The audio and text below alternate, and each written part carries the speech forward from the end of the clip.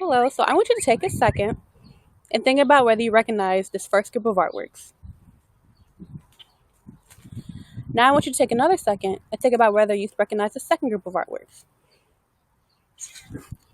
Now, the difference between the first group of photos and the second group is how mainstream the first group is over the other. Another point is that the first group is all white artists, while the second group are all black artists. Now, I remember learning about the first group a number of times throughout my school career, whereas I had to do research of my own on the second group. The two groups are doing the same art forms, and yet only the first group is brought up more than the other.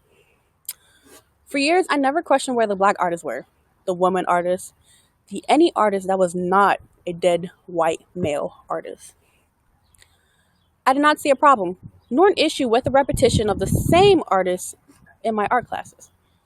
It was a norm, and when something is normalized, it doesn't feel wrong. Beyond art, we're just now seeing all forms of people, groups being represented on TV, social media, movies, Marvel movies. I emphasize Marvel movies because it was not until 2018 when we got Black Panther. It was one of the first movies, Marvel movies, where the majority of the cast was black, and the lead was a black superhero, not a side character. The movie did amazing. Why? It was the first time people who looked like me could connect with a Marvel character that looked like them. 2018 was when this happened. It was different than the norm. It felt so good to see black people presented in a way that wasn't a stereotype. Now, I just want you to imagine going your whole life, never seeing a superhero that looked like you, only having one choice of a Barbie doll because there was only one complexion to choose from for you. This has been my life, and this has definitely been my life during my school career as an artist. Never seeing an artist that looks like me. Who's a woman, a black woman, a black person, anyone who was not a dead white man. So I want you to take a second. Imagine growing up watching TV and no one on the screen looks like you. Going to the store, buying action figures, dolls, and none of them look like you nor have the same complexion as you. Nothing that does not relate to you at all. Again, that's how my life has been, even in art. How can I belong in a world that does not include people like me? This has not hit me until my junior year of college. Fall 2019 was full of a lot of uncomfortable racial situations with some really shocking realizations. For starters, I went to the Art Ed pre-service conference where a woman named Annalise Taggart did a talk about teaching who's in front of you. Now for her, she's a white woman who teaches at a predominantly black school, so her students are mostly black. I remember her saying how she'd shown Kennedy Wiley to her students, and the first thing someone noticed was that he was black. That was a spark for her to incorporate more artists of color into her lessons because she realized there weren't enough. Her presentation was a spark for me that there indeed is a lack of representation in art. It made me look back on my art education, and it definitely lacked representation. I couldn't name a black artist at all. That made me sad.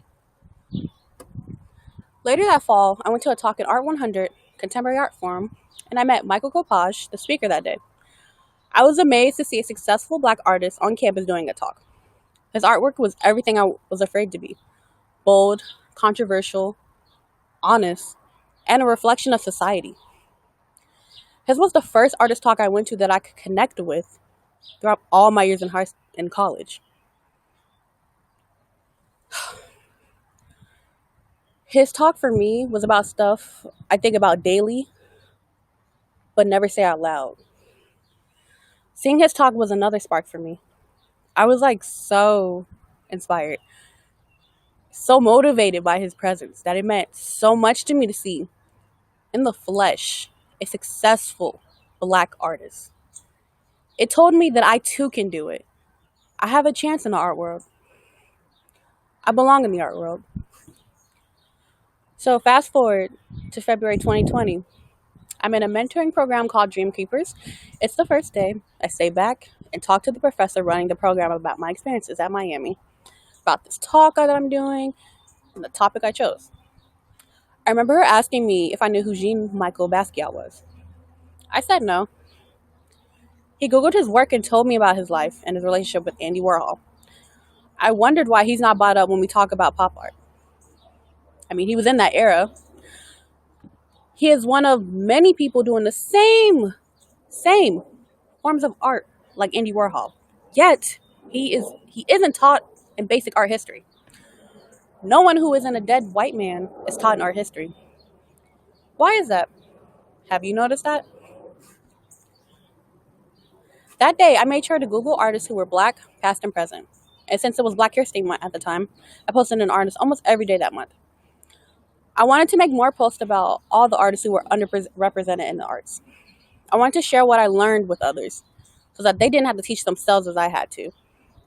People coming up to me, commenting, direct messaging me about how they liked my posts, how they appreciated them, that meant so much to me. I created those posts because I'm learning and others are learning with me. I did it because if I didn't, who will? I want to be a part of the change I want to see in the world. I want to advocate for people like me who grew up loving art and then questioning whether they belong in the art world. All my experiences are why I want to teach students who look like me so they can too see me and believe that they can do it as well. I plan to stray from the norm and teach artists, reference artists who are not the norm. Recognize a new norm. Van Gogh is great and all, but he is not the only great impressionist painter there has ever to exist. I encourage everyone to do as I did and research artists you haven't heard of. Here we have Jean-Michel Basquiat, Alma Thomas, and Mona Lewis, who did the same forms of art like Andy Warhol, Van Gogh, and Michelangelo. What makes them less important to talk about? I encourage you to Google them. Use different artists in your lessons. Stray from dead white men unless necessary, because they are not the only artists out there. Our history should reflect the world we live in, and it doesn't. It never has. But it can if you step outside that bubble. Realize there are so many artists to discover outside of the same set of guys we learn in school. Other artists matter too. So the choice is yours. Does learning about other artists outside of the norm matter to you?